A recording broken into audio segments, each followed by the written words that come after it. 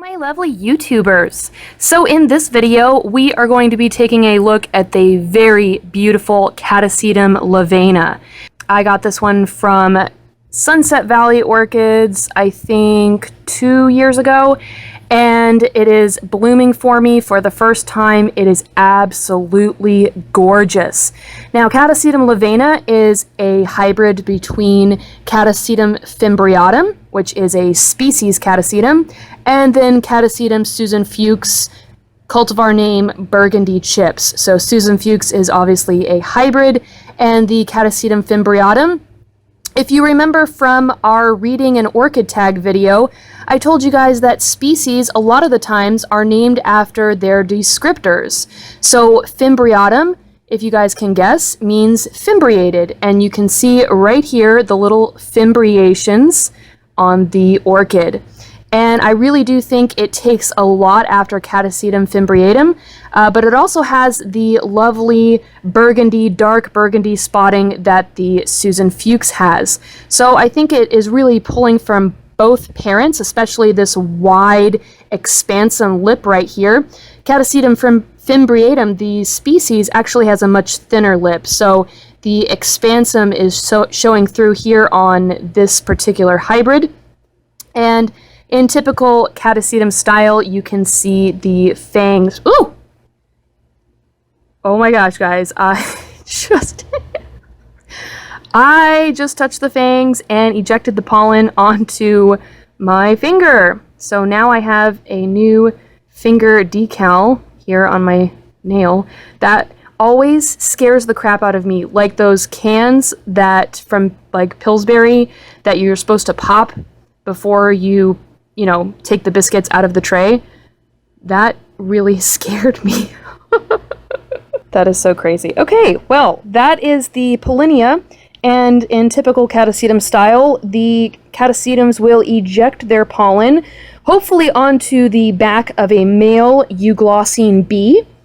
The male euglossine bees are actually attracted to the fragrance of the Catasetum.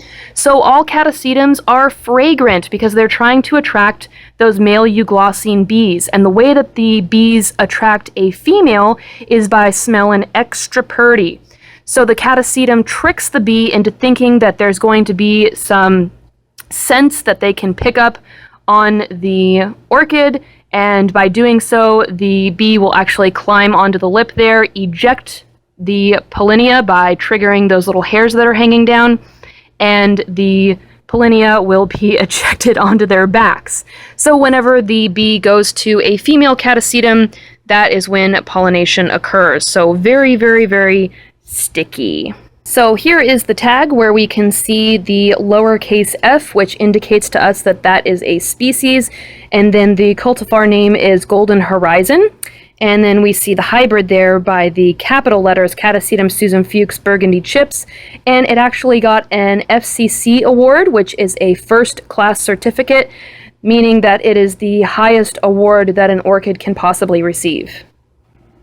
Now, for most of my other orchids, it is actually growing time. It is not spiking time. So the Catasetum Lovena is unusual in the sense that it blooms off of immature pseudobulbs. So if you can see, this pseudobulb right here is very, very tiny, and it is already putting out that spike. And then the other one that is blooming is this tiny one right here, and we see it putting out this even larger spike. Now, the way that I can tell that these are going to be male blooms is because look how thin they are. Female blooms are actually going to be more bulbous in appearance, and female blooms are typically not so numerous. You would probably have maybe 4 to 5 female blooms, whereas the males put out a lot of blooms. The males are also much more pretty than the females are. Female blooms are typically just a plain green in color, really nothing special about them. Occasionally they will have the fimbriations if they have the fimbriations in their genetics. I do believe that the female fimbriatum has a fimbriated lip, but other than that, most of your Catasetums are going to look the same if they are female blooms. So because all catasetums are fragrant, that doesn't necessarily mean that they all smell nice. Sometimes I get my catasetums that smell like plastic, or they don't smell very good, but this one actually has a really lovely floral fragrance, very, very pleasing to the olfactory glands. Alrighty guys, I hope you enjoyed this video. If you did, please give it a thumbs up, like me on Facebook and Twitter, and subscribe to my channel for more videos like this one in the future.